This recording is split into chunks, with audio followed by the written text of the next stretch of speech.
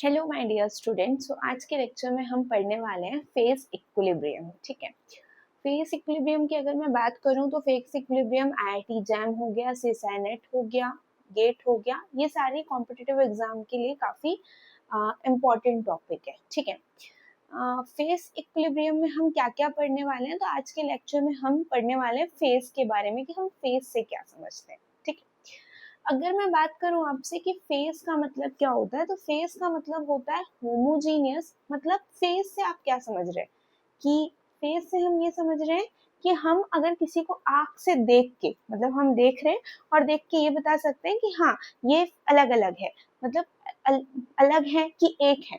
For example जैसे कि हम 11th 12th में जब सॉल्यूशन चैप्टर पढ़ रहे होते हैं तो वहाँ पे हम पढ़ते हैं सॉल्यूशन। तो सॉल्यूशन में हम लोग दो टाइप का सॉल्यूशन पढ़ते हैं, एक होता है होमोजीनियस सॉल्यूशन और एक होता है हमारे पास हेट्रोजीनियस सॉल्यूशन। होमोजीनियस सॉल्यूशन वो सॉल्यूशन होता है जहाँ पे अगर जो हमारा कंसंट्रेशन है या वो यूनिफॉर्म मिक्सचर है। जैसे कि अगर हमने नमक पानी लिया, ओके, तो नमक पानी में हमने पानी लिया एंड पानी में हमने नमक मिला दिया। उसके बाद अगर आप नमक पानी पीते हो, नमक पानी पियोगे तो ऐसा तो नहीं है कि स्टार्टिंग में आपको बहुत नमक लग रहा है देन उसके बाद नमक नहीं लग रहा है, नहीं, हमको हर जगह बराबर एक ही टाइप का लगता है, तो उसको हम क्या बोलते हैं, यूनिफॉर्म मिक्सचर है। ठीक, अगर मैं उसी पानी में रेत मिला दूं तो रेत नीचे क्या हो जाता है, सस्पेंशन की तरह जम जाता है। मतलब वहां पे वो कैसा सॉल्यूशन हो गया, अपना हेट्रोजीनियस सॉल्यूशन हो गया। तो तुम देख के ये बता पाए, अगर तुम नमक पानी बोल रहे हो तो तुम अगर वहां पे बोलोगे कि जैसे हम फिजिकल स्टेट की बात करते हैं, भौतिक अवस्था की बात करते हैं, तो हम भौतिक अवस्था में क्या बोलते हैं, सॉलिड, लिक्विड है और गैस है। तो वैसे ही अगर हम ट्रू सॉल्यूशन को अगर हम देखते हैं, जो होमोजीनियस सॉल्यूशन है, तो वहां पे आपका क्या है, होमोजीनियस सॉल्यूशन में एक टाइप का सॉल्यूशन है, मतलब वहां पे हम बोल सकते हैं लिक्विड स्टेट में है। ठीक है, वही अगर हम रेत और पानी का अगर हम बात करेंगे तो नीचे रेत जमा हुआ है, ऊपर पानी है, तो नीचे जो रेत जमा है हमको देख के ही समझ में आ रहा है कि सॉलिड स्टेट में है, और ऊपर जो पानी है वो कौन से स्टेट में है, लिक्विड स्टेट में है। तो जब जब हम बात करते हैं फेज इक्विलिब्रियम में, तो सबसे पहले आज का हमारा ये काम है समझना कि फेज का मतलब क्या होता है। तो फेज का मतलब ये होता है होमोजीनियस। होमोजीनियस मतलब अगर हम एक फेस का बात कर रहे हैं तो वो पूरा कंप्लीट यूनिफॉर्म होना चाहिए, फिजिकली डिस्टिंक्ट नहीं होना चाहिए। दो फेस हैं तो फिजिकली डिस्टिंक्ट, फिजिकली डिस्टिंक्ट का मतलब जिसको हम देख के बता सके, अंतर बता सके।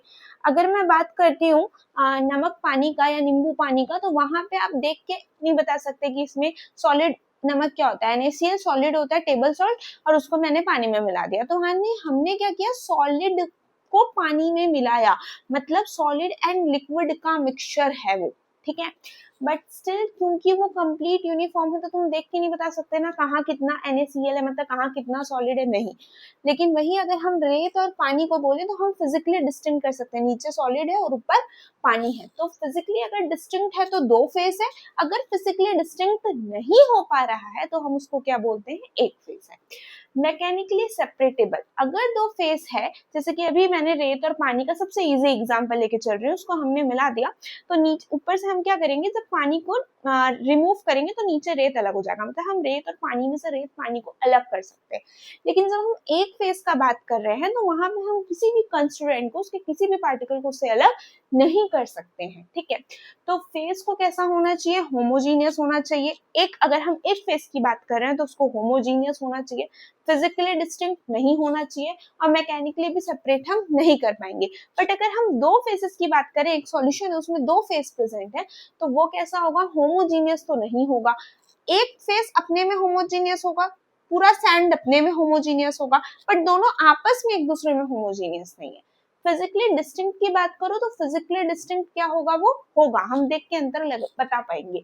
और मैकेनिकली सेपरेटेबल का बात करूं तो हम उसको मैकेनिकली कोई भी मेथड से सेपरेट कर सकते हैं। अब हम ये देखेंगे कि हम फेस का कैलकुलेशन कैसे करते हैं, मतलब अगर हमको कोई भी चीज दिया गया तो हम कैसे बताएंगे वहां पे कितनी फेस है। जो मैंने फर्स्ट लिया है mixture of gas, mixture of gas में मैंने जो फर्स्ट लिखा है O2 gas and nitrogen gas, तो O2 गैस और नाइट्रोजन गैस का बात करें तो हम एयर में है, हवा है, यहाँ पे नाइट्रोजन गैस है, N2O है, इतना सारा गैस है। ऐसा तो नहीं है कि मैं यहाँ पे सांस ले रही हूँ तो मुझे बहुत ज्यादा O2 मिल रहा है और उधर नहीं मिल रहा। यूनिफॉर्म कंसंट्रेशन रहता है गैस का, ठीक है। तो N2 गैस और O2 गैस आपस में मिल गए तो तुम दोनों को अलग नहीं कर सकते, देख के उसको गैस ही लगेगा दोनों, ठीक है। तो यहाँ पे फेस कितना है बेटा हमारा, तो यहाँ पे फेस है हमारा 8 फेस, ठीक है। दूसरा बात करते हैं जिनॉन और नाइट्रोजन गैस। अब यहाँ देख के सोचोगे मैम ये भी तो दोनों गैस है, और क्योंकि दोनों गैस है तो दोनों क्या हो जाएंगे, एक ही फेस होंगे। बट यहाँ पे बात गलत हो जाएगी, क्योंकि जिनॉन किससे बिलोंग करता है, नोबल गैस है। और नोबल गैस होने के कारण जितने भी नोबल गैस होते हैं उसमें क्या होता है, वेंडर वॉल फोर्स होता है। क्योंकि इसमें वेंडर वॉल फोर्स है, तो जिसमें वेंडर वॉल फोर्स है उस गैस की क्वांटिटी बहुत ज्यादा हो जाएगी एज कम्पेयर टू जिसमें नहीं है। तो जिसकी बढ़ गई तो मतलब एक की कंसंट्रेशन अब यूनिफॉर्म मिक्सचर नहीं रहा, तो यूनिफॉर्म मिक्सचर ना रहने के कारण फेस यहाँ पे क्या आ जाएगा, 2। तो पहला हमने जो केस पढ़ा वो था मिक्सचर ऑफ गैस। सेकेंड जो हम पढ़ते हैं सॉल्यूशन। अब बचपन में हम एक चीज पढ़ते हैं लाइक डिसॉल्व, लाइक नॉन, जो लाइक करता है जिसपे वो उसी पे ही डिसॉल्व होगा। हम जैसे हैं हम वैसे ही संगत में दोस्त बनाएंगे, ठीक है। तो हमारे पास बात आता है polar dissolve polar, non polar dissolve non polar. जो पोलर है वो पोलर के साथ दोस्ती करेगा, जो नॉन पोलर है वो नॉन पोलर के साथ दोस्ती करेगा। दोस्ती करेगा का मतलब ये है कि अगर पोलर पोलर में डिसॉल्व होता है तो वो कंप्लीटली मिक्स हो जाएगा, कंप्लीटली मिक्स होकर एक मिक्सचर बना लेगा, एक यूनिफॉर्म मिक्सचर बना लेगा, ठीक है। तो पोलर डिसॉल्व पोलर का मतलब वाटर हमारा क्या है, पोलर है। इथेनॉल क्या है, पोलर। अब मैडम पोलर क्यों बोल रहे हो, क्योंकि OH2O को आप लिखोगे तो उसमें पोलैरिटी है, वैसे ही C2H5 को OH को लिखोगे तो उसमें भी क्या है, पोलैरिटी। ये कंप्लीट, फॉर एग्जांपल जैसे कोई दारू पीता है तो दारू पीता है उसमें थोड़ा सा पानी मिला लेता है, तो ऐसा लगता है कि ऊपर पानी है नीचे दारू है, नहीं लगता। जो पीता होगा उसकी बात कर रही हूँ, it's not in our content. तो वैसे इथेनॉल अगर हम पानी मिलाते हैं तो वहां पे क्या है, कंप्लीट वो मिक्स हो जा रहे हैं, में अच्छे से मिक्स हो जा रहे हैं, क्योंकि दोनों पोलर नेचर के। तो जब दोनों कंप्लीटली लिक्विड मिक्स हो जा रहे हैं तो हम जब बोलते हैं यूनिफॉर्म मिक्सचर हो तो उसको क्या बोलते हैं, कि फेस होगा। तो फेस यहाँ पे क्या आ जाएगा, एक। C6H6 प्लस CCl4 अगर की बात करूं तो CCl4 कार्बन टेट्राक्लोराइड और C6H6 है, दोनों नॉन पोलर हैं। कैसे नेचर के हैं, नॉन पोलर नेचर के हैं। और क्योंकि नॉन पोलर में कंप्लीटली डिसॉल्व हो जाएगा तो यहाँ पे फेस क्या आ जाएगा, 1। लेकिन मैं अगर बात करूं H2O प्लस ऑयल, मतलब पानी और तेल, घर पे एक्सपेरिमेंट करके आप लोग देख लीजिएगा, ऊपर तेल नीचे पानी, ऐसा हो जाएगा। दोनों कंप्लीटली मिक्स नहीं होते, देख के बता दोगे यहाँ तेल है यहाँ पानी है, मतलब फेस कितने हो गए आपके, 2 हो गए। और ऐसा क्यों हुआ, क्योंकि पानी पोलर था और ऑयल क्योंकि हाइड्रोकार्बन चेन के बने हुए थे, नॉन पोलर थे, दोनों एक दूसरे में मिक्स नहीं होंगे, ठीक है। अब नेक्स्ट बात करते हैं, एक फर्स्ट केस पढ़ा हमने मिक्सचर ऑफ गैस का, सेकेंड केस पढ़ा हमने सॉल्यूशन का, थर्ड केस पढ़ेंगे gas in contact with water.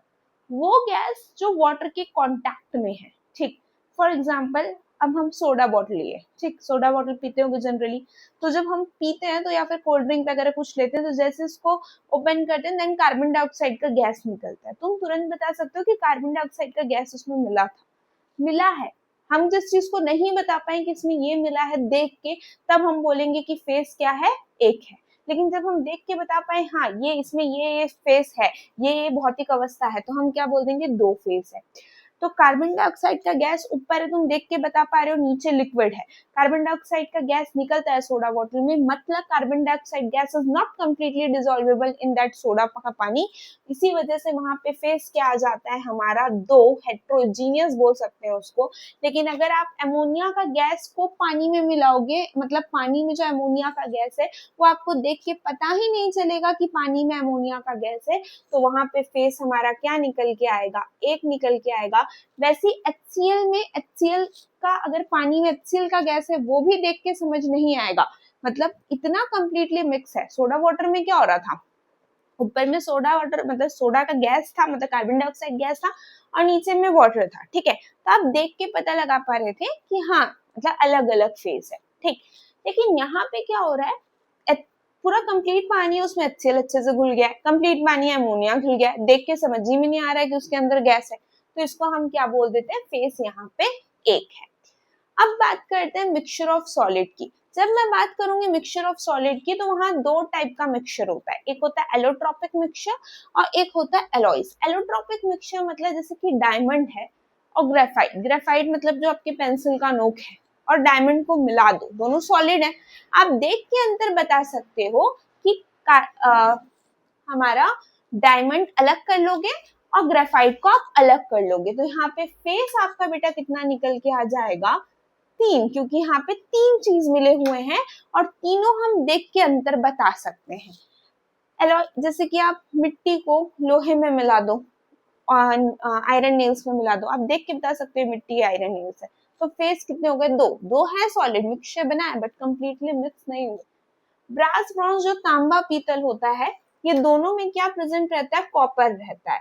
Brass में कॉपर के साथ जिंक रहता है, ब्रॉन्ज में कॉपर के साथ टिन रहता है। इसमें क्या होता है, ब्रास में जो कॉपर के साथ जिंक है और ब्रॉन्ज में कॉपर के साथ टिन है, तो ये मिक्स कंप्लीटली मिक्स होके तांबा या पीतल बन जाता है। हम देख के तो कभी नहीं बता पाएंगे कि इसमें कितना % कॉपर और कितना % जिंक है, पढ़ के बता सकते हैं बट देख के हम नहीं बता सकते। इसके कारण एलॉयज जो होते हैं उनके फेस हमारे क्या निकल के आ जाते हैं, एक निकल के आते हैं। हमने यहाँ पे क्या क्या पढ़ा, जब हमको फेस देखना है तो मिक्सचर ऑफ गैस की हमने बात की, सॉल्यूशन की हमने बात की, gas in contact with water की बात की, मिक्सचर ऑफ सॉलिड की बात की। अब अगर हमको कोई रिएक्शन दे देगा और वो रिएक्शन को हम कैसे देख के बताएंगे कि यहाँ कितना फेस है, उसकी बात करते हैं। जैसे कि यहाँ पे CaCO3 है, अगर मैं इसको समझाना चाहूँ,